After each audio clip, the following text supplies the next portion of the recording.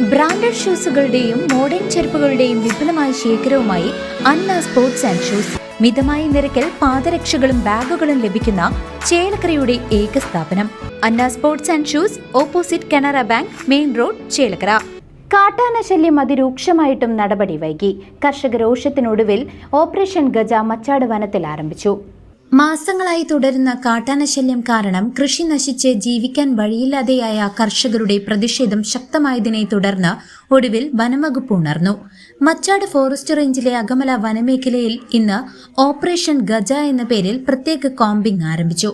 ചേപ്പലക്കോട്, തേക്കിൻകാട് ഉൾപ്പെടെയുള്ള ജനവാസ മേഖലകളിലേക്ക് ആനയിറങ്ങി കൃഷി നശിപ്പിക്കുന്നത് നിത്യസംഭവമായിട്ടും വനം വകുപ്പ് ഇതുവരെയും ഗുരുതരമായ അനാസ്ഥയാണ് കാണിച്ചതെന്ന വിമർശനം പ്രദേശവാസികൾക്കിടയിൽ ശക്തമാണ്.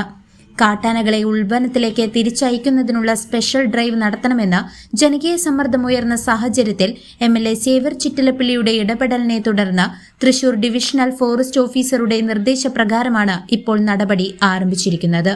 Vazhani range forest officer Ajith V. വേണുഗോപാലിന്റെ നേതൃത്വത്തിൽ ഇന്ന് രാവിലെ 8:15 മുതലാണ് ഓപ്പറേഷൻ തുടങ്ങിയത്.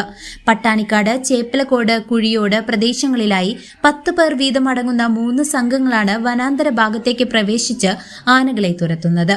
ജനങ്ങളുടെ ജീവന് ഭീഷണി ഉയർത്തുന്ന ഈ പ്രശ്നത്തിന് നേരത്തെ പരിഹാരം കാണാൻ അധികൃതർക്ക് കഴിഞ്ഞില്ല എന്ന പ്രതിഷേധം ഇപ്പോഴും ശക്തമാണ്. News desk CCV.